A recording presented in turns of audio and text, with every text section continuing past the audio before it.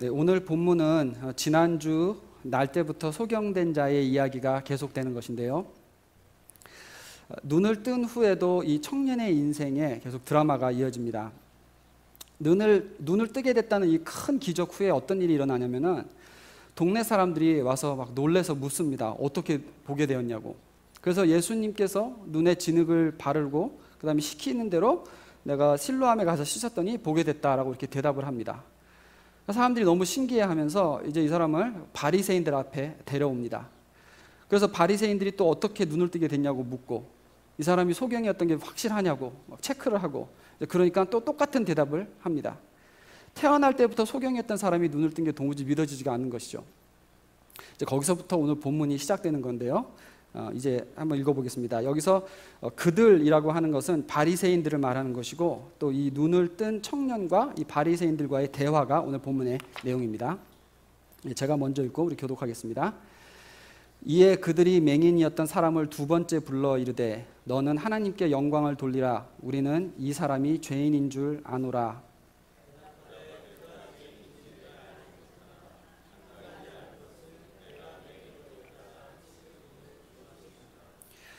그들이 이르되 그 사람이 내게 무엇을 하였느냐? 어떻게 네 눈을 뜨게 하였느냐?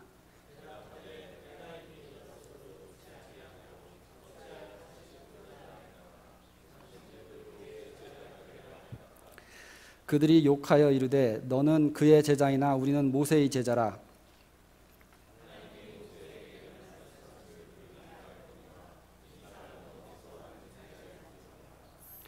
그 사람이 대답하여 이르되 이상하다. 이 사람이 내 눈을 뜨게 하였으되 당신들은 그가 어디서 왔는지 알지 못하는도다.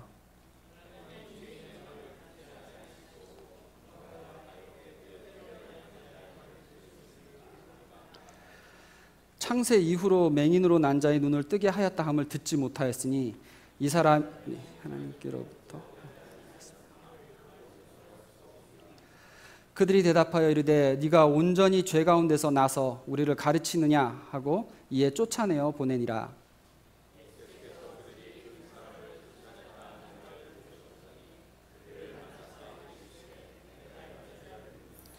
대답하여 이르되 주여 그가 누구시오니까 내가 믿고자 하나이다.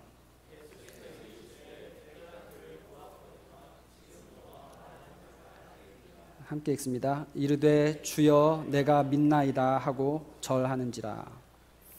아멘.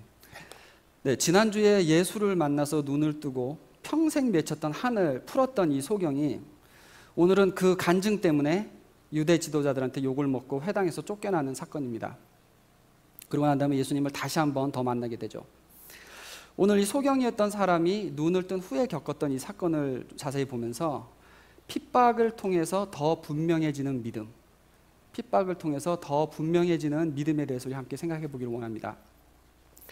이 당시의 분위기가 예수님의 사역이 이제 막바지로 접어들어가면서 유대 지도자들은 예수님을 잡아 죽이려는 그 계획이 점점 더 심해지고 분명해져 가고 있는 그런 상황입니다. 그래서 지금은 예수님에 대해서 말을 하려면 다들 아주 조심스러워하는 때입니다. 21절에 보면 오늘 읽지 않았지만은 이 소경의 부모가 바리새인들한테 와서 대답을 하는 장면이 나옵니다. 제가 읽습니다. 지금 어떻게 해서 보는지 또는 누가 그 눈을 뜨게 하였는지 우리는 알지 못하나이다. 그에게 물어보소서. 그가 장성하였으니 자기 일을 말하리이다. 그 부모가 이렇게 말한 것은 이미 유대인들이 누구든지 예수를 그리스도로 시인하는 자는 출교하기로 결의하였으므로 그들을 무서워함이니라.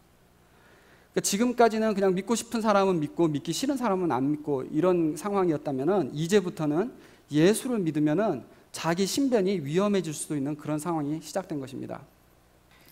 이 시대의 유대인들한테 출교를 당한다는 것은 엄청난 피해입니다.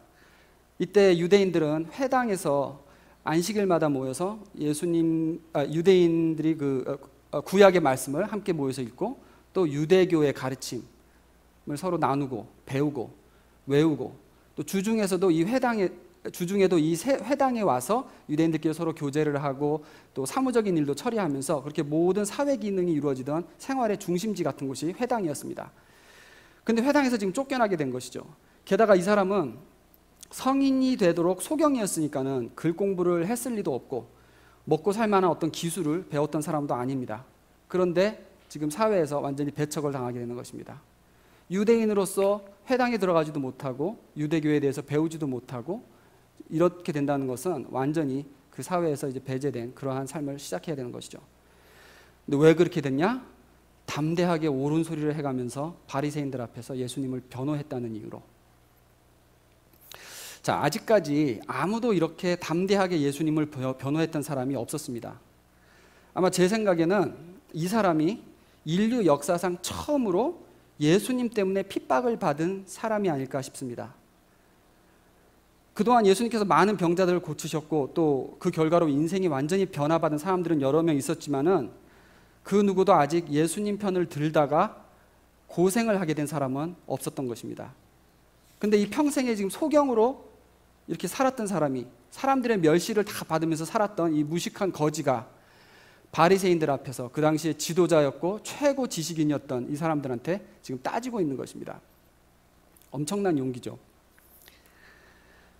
요한복음 중반부로 넘어가는 이 시점에서 요한복음은 예수를 정말로 만난 사람이라면 예수님 편에서 함께 핍박받을 각오가 되어 있어야 이것이 진짜 믿음이고 그리고 진짜 제자가 되는 것이다라는 교훈을 우리에게 오늘 이 말씀을 통해서 전하고 있습니다. 그럼 여러분께서 이런 질문을 하실 수가 있을 것입니다. 그래서 예수를 믿으면은 편해지는 겁니까? 아니면 더 힘들어지는 겁니까? 우리가 많이 접하는 질문이기도 하죠. 예수를 믿으면 편해지는 겁니까? 더 힘들어지는 겁니까? 답은 간단합니다. 예수를 믿기 전에는 죄의 권세 아래서 고생을 하는 것이고 예수님의 참 제자가 되면은 하나님의 권세 아래서 하나님의 일을 하는 그 수고와 고생을 하기 시작하는 것입니다. 세상의 짐이 내려지고 대신에 예수님이 주시는 짐을 새로 지는 것이죠. 중요한 건 뭐냐면 세상의 짐은 아주 무겁고 의미 없는 헛된 고생이지만은 예수님께서 주시는 짐은 의미 있고 의미 있는 수고 또 그것이 가치가 있는 가벼운 짐이라는 것입니다. 마태복음 11장에서 여기에 대해서 잘 설명을 해줍니다. 28절에 수고하고 무거운 짐진 자들아 다 내게로 오라 내가 너희를 쉬게 하리라. 30절로 내려가서 이는 내 멍에는 쉽고 내 짐은 가벼움이라. 같은 고생이 아니라는 얘기입니다. 겉으로 보기에는 별 차이 없이 사는 것 같아도 이 고생의 의미가 달라지고 그 속에 임하는 영혼의 기쁨이 달라지기 때문에 이것은 이제 가벼운 짐이고 쉬운 짐이라는 것입니다. 근데 우리는 어떻습니까? 보통 예수님이 주시는 짐이 세상이 주는 짐보다 훨씬 더 힘들다고 많이 생각을 하죠. 세상 짐을 계속 지고 있으면서 야 이것도 무거워 죽겠는데 여기다가 예수님께서 지금 더 얹으려고 나한테 요구를 하시는구나 라고 이렇게 오해를 하고 있습니다. 내 짐 위에 또 짐을 얹으시려는 게 아니고 짐을 바꾸는 것입니다. 무거운 세상 짐을 내려놓고 예수님이 주시는 가벼운 짐을 우리가 받는 것이죠. 세상이 주는 아무 의미 없는 고생 대신에 이제는 사명을 받아서 보람된 수고를 얻게 되는 것입니다. 이것을 생각해보면 바로 여기에 오늘 본문의 청년이 왜 이렇게 담대할 수 있는가에 대한 그 힌트를 얻을 수가 있습니다. 이 청년은 내려놓은 세상 짐이 얼마나 무거웠던 것인지를 누구보다도 잘 알고 있었기 때문입니다. 예수를 위해서 그래서 새 짐을 짓게 되는 것이 그렇게 두려운 일이 아니었던 것이죠. 예수님께서 어떻게 자기 짐을 풀어주셨는가 그 체험이 확실했던 것입니다. 분명히 예수님께서 내 눈을 만지시고 내가 그 터치를 확실하게 기억을 하고 평생 한 맺혔던 나의 그 결박을 예수님께서 풀어주셨는데 그 귀하신 예수님을 지금 욕하고 있는 이 사람들 앞에서 내가 어떻게 조용할 수가 있겠는가? 나는 그럴 수 없다. 그래서 담대하게 말하는 것입니다. 25절에 그가 죄인인지 내가 알지 못하나 한 가지 아는 것은 내가 맹인으로 있다가 지금 보는 그것이니이다. 이 소경의 고백입니다. 부인할 수 없는 확실한 간증이 내게 있는데 어떻게 내가 잠잠할 수가 있겠냐. 내가 예수를 만난 뒤에 무엇으로부터 풀어졌는가가 분명할 때 우리가 예수를 위해 살겠다는 담대함이 생기는 것입니다. 신학교 다닐 때에 선교학 수업 중에 왜 대한민국은 그 작은 나라에서 그렇게 미국 다음으로 가장 많은 선교사를 파송한 그런 나라가 되었는가에 대해서 토론을 했던 때가 있었습니다. 저도 그 전까지는 별로 생각을 안 했던 문제인데 이제 그 반에 있던 한국 사람이 몇 명 안 되는 몇 명 중에 제가 하나라서 이제 막 고민을 하면서 토론을 하는데 뭐 여러 가지 이유가 있겠죠. 근데 첫째로는 그냥 우리 국민성 자체가 뭐든지 막 열심히 하고 또 신앙심 자체가 굉장히 깊고 또 그 뭐 불가능한 그런 목표를 세워놓고 그거를 쟁취하는 게 거의 습관화처럼 우리 사는 그런 민족이다 보니까는 몇 년도까지 10,000명, 10만 명 뭐 이렇게 막 목표를 세워가지고 선교사를 파송하자 이런 식으로 목표를 세우고 한국에서 이렇게 열심히 했던 것 같습니다. 근데 또 한 가지는 지금 이렇게 많은 선교사들을 파송한 세대가 사실 저희 부모님 세대잖아요. 그렇죠? 한국이 이 기적적인 경제 성장을 이루기 전에 가난한 나라였을 때 그게 얼마나 힘든 시대였던가를 잘 아시는 세대입니다. 동시에 그 같은 시기에 7, 80년대에 하나님께서 은혜를 막 부어주시면서 한국의 기독교가 같은 부흥을 체험을 했는데 그래서 이분들에게는 부흥 전과 부흥 후 그리고 거기에 맞물린 경제성장과 경제성장 전후가 어떻게 다른지를 국가적 차원에서 모두가 체험을 했던 세대입니다. 그렇기 때문에 가난하고 예수를 몰라서 헛된 우상 섬기면서 고생하고 있는 이 민족들에 대한 그 가슴이 남다른 거죠. 내가 겪어봤던 그리고 예수님을 통해서 복받은 그 새로운 세계가 얼마나 귀하고 얼마나 다른 것인가를 아시는 분들이시기 때문에 내가 나가서 선교지에 나가서 섬기겠다라는 그 열심이 더 뜨거웠던 것 같습니다. 이렇게 예수님 때문에 완전히 달라진 세상이란 것, 완전히 달라진 인생이란 그 확신이 있어야지 예수를 위해서 우리가 담대히 살 수가 있게 됩니다. 여러분은 그런 확실한 간증이 있으십니까? 내가 예수 믿기 전과 예수 믿은 후에 어떤 변화가 있는지, 어떤 짐을 내가 벗어버리게 됐는지에 대한 확실한 간증이 있으십니까? 그 감격을 잊지 말고 계속 붙들고 가셔야 합니다. 그러면 이제 여러분들 중에서 혹시 나는 예수 믿기 전에 뭐 맹인이었던 것도 아니고 별로 그렇게 고생하지 않았는데 라고 반문하실 수도 있으십니다. 근데 그렇게 말씀하신다면 아직 예수 믿고 구원받은 게 얼마나 파격적인 전환인지에 대해서 잘 모르시고 계시는 것입니다. 이 지금 소경은 앞으로 정말 또 회당에서 쫓겨나서 살 길이 없어가지고 다시 구걸을 하게 된다 할지라도 맹인으로 구걸을 하는 것과 눈을 뜨고 구걸을 하는 것은 완전 다른 세상이라는 것을 잘 알고 있습니다. 그러니까는 회당에서 쫓겨나고 또 뭐 힘든 삶을 살게 된다 할지라도 그 두려움이 이제 나는 눈을 뜨고 사는 인생인데 라는 것엔 감격 때문에 자신 있고 무섭지 않은 것이죠. 그처럼 내가 예수 믿고 사는 것이 정말 이 새 생명을 가졌다는 것이 얼마나 엄청나게 다른 리얼리티인가, 얼마나 다른 현실을 내가 겉으로 보기엔 비슷해 볼지 몰라도 완전히 다른 현실이라는 것을 분명히 알고 거기에 대한 충격이 우리 속에 있어야 된다는 것입니다. 이 충격을 만약에 이해를 못한다면 이게 지금 무슨 얘기하는 건지 잘 모르겠다, 그렇다면 사실 내가 구원을 받은 사람인가 이것을 의심해 봐야 될 만한 심각한 문제입니다.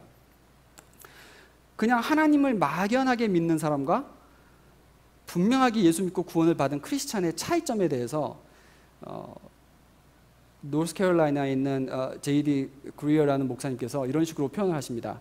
그 마음에 있는 감사가 다르다고 이야기를 하십니다. 뭐냐면은 진짜 크리스찬이라면은 그 감사의 마음이 우리가 흔히 말하는 얼마나 작은 것들까지 우리가 사소한 것까지 감사하게 여기는가, 그런 게 사실 중요한 게 아니라는 것이죠. 그게 아니라 얼마나 큰 것을 이미 예수님께서 우리에게 주셨는가를 감사하는 마음이 진짜 크리스찬의 감사하는 마음이라는 것입니다. 무슨 뜻이냐면 우리가 뭐 건강하게 해주셔서 감사합니다, 좋은 가족 주셔서, 좋은 친구 주셔서 감사합니다, 하나님 이렇게 보호하심을 느끼게 해주셔서 감사합니다, 이런 감사는 사실 2차적인 감사고, 진짜 크리스찬이라면 내가 앞을 못 보는 맹인같이 살던, 정말 방향도 모르고 의미도 모르고 헤매며 살다가 지옥 갈 인생이었던 내가 이제 새로운 목적을 품고 새로운 목적지를, 새로운 종착지를 바라보면서 산다는 인생이 얼마나 큰 감격이란가, 이것이 분명하게 이해되고 있는 사람이어야 된다는 것이죠. 거기서부터, 그 감격에서부터 신앙의 모든 것이 사실 시작이 되는 것입니다. 그러다 보니까는 사소한 일까지도 감사하게 여겨지고 하는 것이죠. 내가 예수를 믿고 얼마나 큰 짐을 이미 내려놓게 되었는지를 분명히 알 때 하나님이 부르시면 지금 누리는 편리함들, 과감하게 던져버릴 수 있는 것입니다. 이 본문의 청년은 자기가 이미 받은 은혜가 얼마나 큰지를 잘 알고 있었기 때문에 두려움 없이 좀 잃는 것이 괜찮다고 여기며 담대하게 지금 대들고 있는 것입니다. 다음으로 한 가지 더 생각해 볼 것은 이렇습니다. 이 청년은 여러 번 예수님 편에 서서 예수님을 증거하다가 점점 더 그 신앙 고백이 분명해졌다는 것입니다. 9장 11절을 보면은 제일 처음에 이웃 사람들이 너 어떻게 눈을 뜨게 됐냐고 막 놀라서 물었을 때 이 사람이 이렇게 대답을 합니다. 예수라 하는 그 사람이 진흙을 이겨 내 눈에 바르고, 예수님을 표현할 때 예수라 하는 그 사람이라고 이렇게 표현을 합니다. 그런데 이어서 바리새인들 앞에 와서 똑같은 질문을 듣고 그래서 또 똑같은 대답을 하고, 17절에 바리새인들이 그래서 도대체 너 고친 사람이 누구라고 말하느냐라고 또 다시 물으니까는 이번에는 선지자라고 대답을 합니다. 그리고 나중에 이제 욕을 먹고 출교당한 다음에 예수님께서 찾아오셨을 때는 그때 최종적인 고백이 38절에 나오죠. 이르되 주여 내가 믿나이다 하고 절하는지라. 주님이라고, 롤드라고 예수님을 부르고 예수님을 믿는다는 신앙 고백이 있고, 그리고 절하며 예수님을 경배하는 자가 되어 있습니다. 그 사이에 예수님을 다시 만난 것도 아니죠. 무슨 일이 그 사이에 있었나? 처음 눈을 뜨고 난 다음에 다시 예수님을 만날 때까지 이 사이에 있었던 일은 예수님을 증거했고 간증을 나눴고 예수님을 변호하다가 욕을 먹고 출교를 당한 그 사건이 그 사이에 있었습니다. 사실 이 사람은 예수님을 두 번째 만나기 전에는 예수님의 얼굴도 못 알아보는 사람입니다. 예수님께서 이 사람을 찾아와가지고 내가 그다라고 이렇게 얘기를 하셔갖고 그때 예수님을 알아보는 것입니다. 그런데 그 사이에 나는 그냥 뭐 예수라는 분이 나를 치유하셨다라는 거기에만 집중하고 있던 사람이 이런 질문들을 계속 받으면서 나한테는 귀하신 분인데 예수를 자꾸 욕을 하려고 그러네, 이 사람들이. 그 과정을 거치면서 자기의 신앙이 점점점 분명해진 것이죠. 예수님 때문에 핍박을 받으면서 나는 예수 믿는 사람이 맞구나를 스스로 확인하게 된 것입니다.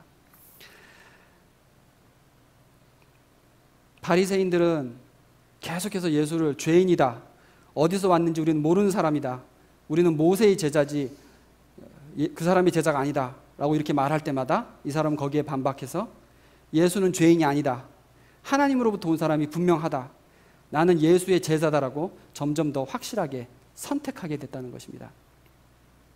눈은 먼저 떴지만 눈을 뜨게 해주신 분이 누구신지에 대해서는 언제 분명해졌냐면은 간증을 여러 번 나누면서 박해를 받아가면서 이것이 분명해졌다는 것이죠.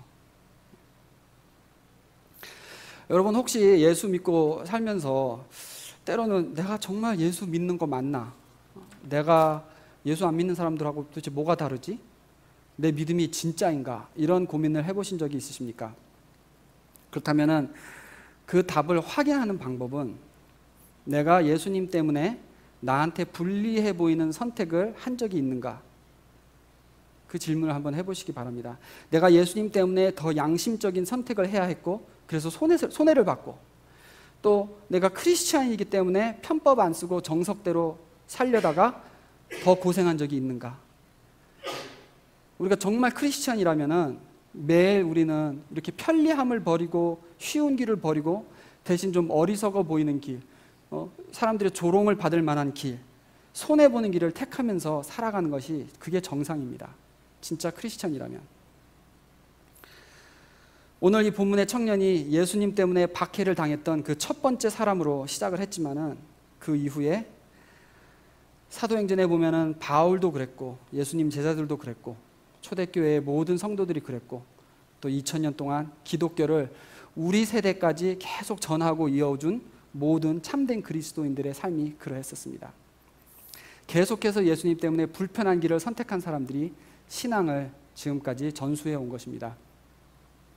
바꿔 말하자면 참 그리스도의 제자란 예수님 때문에 험한 길을 스스로 택할 줄 아는 사람들, 그것이 곧 참 제자라는 것입니다. 내가 진정한 크리스찬인가? 이 질문은 내가 예수님 때문에 얼마나 많은 포기를 하며 사는 사람인가? 이것과 직결되는 질문입니다. 크리스천이라는 말 그 단어 자체가 그 유래를 찾아보면은 크라이스트에 속한 패거리들이다라는 이렇게 좀 조롱하고 깔보는 뜻을 품은 단어였다고 합니다. 그러니까 초대교회 때 예수 믿던 사람들끼리는 서로 부를 때 뭐 제자들이라고 부르고 혹은 성도들이라고 불렀지 크리스천이라고 사용을 안 했습니다. 서로 부를 때는. 안디옥 교회에서 처음 크리스천이라고 불리어졌다라고 이렇게 사도행전 11장에 나와 있는데, 안디옥 교회는 이방인들 중심에서 세워진 교회고, 그래서 이방인들이 믿는 사람들을 바라볼 때 크라이스트 쫓아다니는 패거리들, 이런 의미로서 크리스천이라는 이름을 붙여줬다고 한 것입니다. 요즘으로 말하면 뭐 예수쟁이 같은 이렇게 좀 부정적인 그 의미를 품고 있는 단어죠. 그랬지만은 십자가의 메시지를 잘 알던 이 초대교회 교인들한테는 수치가 자랑이 되고 핍박이 영광이 되고 죽음이 부활에 이르게 하는 그 기독교의 역설적인 원리를 너무도 잘 알고 그렇게 살아가던 사람들이었기 때문에 이 크리스찬이라는 말이 어느새 자랑이 되고 영광스러운 배지가 된 것입니다. 그렇기 때문에 그때나 지금이나 우리는 예수님 때문에 핍박을 받으면 받을수록, 예수님 때문에 더 많은 것을 포기하면 포기할수록 나는 예수님의 제자다라는 그 정체성이 점점 더 분명해지게 되는 것입니다. 예전에 우리 그 EM 목사님 중에 데이빗 로비라는 목사님이 계셨는데요. 이 목사님께서 매주 목요일마다 노방 전도를 나가셨어요. 근데 시카고의 그 디반길에 가면은 거기 이렇게 머슬럼들이 많이 사는 지역이 있거든요. 근데 거기를 매주 목요일마다 5시에 거기 가서 노방 전도를 하시는 거예요. 그래서 목사님으로 사역하는 중에도 가서 그렇게 하십니다. 제가 알기로도 한 수년 동안은 그렇게 매주 목요일마다 가셨는데, 어떤 때는 뭐 미시간 그 다운타운 미시간 스트리트 같은 그 사람 많은 데서 유태인들한테 예수를 전하다가 길거리에서 이렇게 주먹으로 얼굴을 맞은 적도 있다고 그렇게 말씀하시더라고요. 그래서 제가 와, 정말 복음에 대한 열정이 대단하시다고 이렇게 감탄을 하는 말을 했더니 그분이 그러시더라고요. 자기는 사실 나갈 때마다 너무 무섭다고, 매주 나가도 나갈 때마다 너무 무섭다고. 근데 가서 전도를 하고 나면 복음에 대한 열정이 더 커진다고 그렇게 설명하십니다. 그러니까 시작은 물론 복음에 대한 열정 때문에 나가는 것이지만 또 그만큼 나가서 힘들게 전도를 하다 보면은 다시 열정이 더 생겨서 돌아오기 때문에 내가 매주 나간다고 그렇게 얘기를 하시는 거예요. 여러분도 전도를 정말 해보신 분들은 이게 무슨 말인지 다 이해하실 거예요. 선교지 나가보신 분들은 이게 무슨 말인지 이해하실 겁니다. 예수님이 너무 귀해서 우리가 선교를 나가고 전도를 나가는 건 맞는데, 동시에 나가보면 또 예수님 때문에 내가 막 무시도 당해보고 조롱거리도 대보고 고생도 하다 보면은 예수님을 향한 그 사랑이 다시 확 불을 붙게 되는 그러한 체험을 하게 되는 것이죠. 핍박을 받아가며 선택하는 쪽이 진짜 내가 속한 곳이라는 걸 알게 되는 것입니다. 계속해서 너는 누구 편이냐, 너는 이런 상황에서 어떻게 할 것이냐, 이런 갈등을 우리가 겪으면서 그때그때마다 예수님 때문에 손해보는 결단을 해나가면서 살 때, 아, 그래, 나는 예수 믿는 사람 맞구나 라는 이 확신이 우리 속에 분명해진다는 것입니다.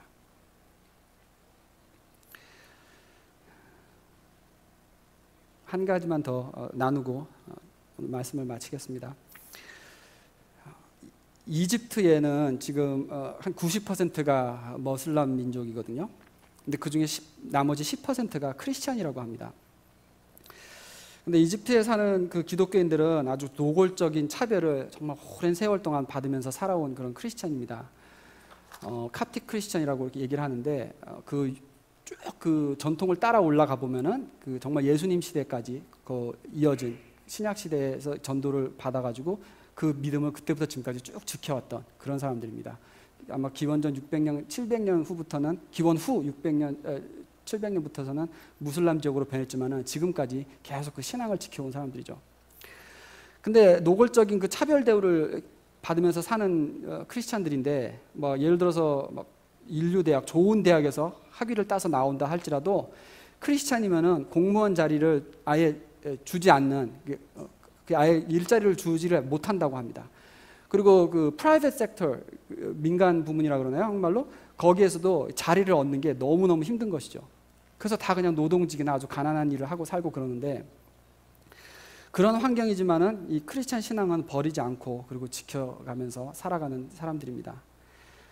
한 번은 1940년대 이야기였던 것 같아요. 근데 이집트 정부에서 앞으로 너희 하나님을 자유롭게 예배할 수 있게 우리가 허락을 해줄 테니까는 대신 조건이 하나 있다. 해서 모두 모카탐이라고 하는 지역으로 이주해서 살아야 된다라고 조건을 걸었다고 합니다. 모카탐은 이집트의 수도 카이로 그 주변 지방인데, 카이로의 모든 쓰레기가 그곳에 처분되는 곳입니다. 근데 크리스찬들이 이 제안을 너무 기쁘게 받아들이고 모두 모카탐으로 이사를 했다고 합니다. 그래서 지금 모카탐은 90%가 크리스찬입니다. 1940년대부터 지금 몇 세대에 걸쳐가면서 지금까지 이집트의 그리스도인들은 모카탐에서 태어나고 거기서 쓰레기 더미에서 자라고 쓰레기 모으는 일을 어릴 때부터 하면서 그리고 그렇게 살아오고 있다고 합니다. 이집트에서 가장 가난한 지역이고 아주 열악한 위생 환경, 너무나 살기 힘든 지역인데, 카이로 거리에서 집집마다 다니면서 쓰레기를 수거해오고 그리고 재활용 쓰레기를 분리해서 내다 파는 그런 일을 하고 살고 있다고 합니다. 근데 한 10년 전 얘기였던 것 같아요. 돼지 독감이 한참 돌던 때가 한 거의 이제 7년, 10년 정도 된 것 같은데, 그때에 이집트 정부에서 돼지들 30만 마리를 다 죽이라고 명령을 내려서 돼지들을 다 죽였대요. 근데 이게 문제가 뭐냐면은, 이 크리스찬들이 돼지를 키웠는데, 왜냐면은 이 돼지들이 쓰레기 더미에 있는 음식 찌꺼기들을 다 먹어주고 나면은 이제 그 남은 거에서 재활용할 수 있는 쓰레기들을 분리하면서 이렇게 일을 했던 사람들이거든요. 근데 이제 돼지가 다 죽고 나니까는 음식이 거기서 다 함께 썩고, 이게 악취가 심하고 뭐 위생상 이제 뭐 정말 최악의 그런 상황까지 간 것이죠. 그래서 그나마도 일하지 못하고 너무 고생한 그런 이야기가 뭐 지난 한 데케이드 동안 그런 내용들이 많이 기사에 있었습니다. 근데 최근에 2년 전에 봤던 내용은 이제 다시 돼지를 키워도 된다. 그 돼지 독감이 이제 없다라고 이렇게 또 판명이 내려서 다시 돼지를 키워도 된다고 해가지고 크리스찬들이 이제 또 이제 그래도 먹고 살겠구나 해서 기뻐했다는 그런 내용의 기사가 있었습니다. 우리와 같은 예수님을 예배하는 분들이십니다. 예배하는 자유를 위해서 그런 삶을 선택했던 것이고 대대로 그러한 삶을 지금 살고 계신 거죠.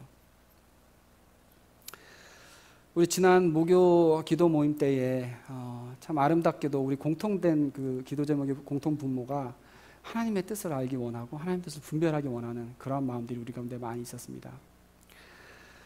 근데 하나님의 뜻을 알아서 하나님 원하시는 길로 가겠다, 하나님의 뜻을 내가 찾아서 살아겠다라는 그 마음에는 사실 내가 예수를 위해서 고생할 마음이 있는가, 거기서부터 시작을 해야 합니다. 하나님이 나한테 어떤 사명을 주시는가, 하나님의 뜻이 무엇인가, 내가 그거 하며 살겠다라는 이런 우리가 사명에 대한 열정 이전에 가장 기본적인 것, 나는 내가 불리한 길이라도 내가 고생을 한다 할지라도 예수를 위해서 갈 의향이 있다, 이것이 내 마음속에 분명히 세워지는 것이 우선순위입니다. 그래야지 하나님께서 우리한테 준비한 것을 보여주시고 알려주시고 맡기시게 되는 것입니다. 오늘 그래서 저는 우리 한번 이렇게 기도해 보시기를 바랍니다. 내가 편하게 살기 바라는 게 이제 더 이상 내 인생의 목표가 아니길 원합니다 라고 그렇게 과감하게 버리겠습니다라는 이런 한번 결단의 기도를 우리가 할 수 있게 되기를 원합니다. 대신에 여태까지 뭐 내가 내 죄 때문에 고생하는 것, 부족한 믿음 때문에 고생하던 것, 욕심들 때문에 고생하던 것은 이제 제발 여기서 딱 끝나고, 앞으로는 내가 평생에 할 남은 나의 고생들은 모두 예수님 편에서 예수님을 변호하다가 하는 고생이 되게 해달라고, 그것은 내가 기쁘게 받겠다고, 그러한 다짐을 하는 기도를 하나님께 우리가 드릴 수 있게 되기를 원합니다. 매우 담대한 기도입니다. 그렇지만 우리의 기도가 그렇게 바뀔 때에 진정 우리 가운데 아직 남아있었던 세상의 짐들이 깨끗이 거두어지고 새 사명을 찾게 되고 예수님이 준비하신 가벼운 짐, 의미 있는 짐, 그 사역을 찾을 수 있게 된다고 저는 믿습니다. 오늘 여러분 기도하실 때에 주님, 참된 제자로 살기 원합니다. 왜냐하면 저에게도 이 맹인과 같이 분명히 예수님을 만났던, 분명히 예수님 때문에 나한테 풀어진 짐이 있습니다. 분명히 나는 이제 이전과는 다른 삶을 사는 사람임을 제가 믿습니다. 나는 그 확신 다시 붙들기 원하고, 또 십자가에서 고난받으시고 예수님도 돌아가시고 제자들도 다 그런 길을 걸어갔던 것처럼 나도 진짜 제자라면 그것이 결국 나의 길이라는 것, 내가 이제 거부할 수 없다는 것, 거부할 필요 없다는 것, 예수님 내 짐 다 내려놓고 예수님 준비하신 짐 이제 받기를 원합니다라는 그 담대한 기도를 우리 마음을 모아서 믿음으로 주님께 들어보는 시간을 갖게 되길 원합니다. 기도하겠습니다.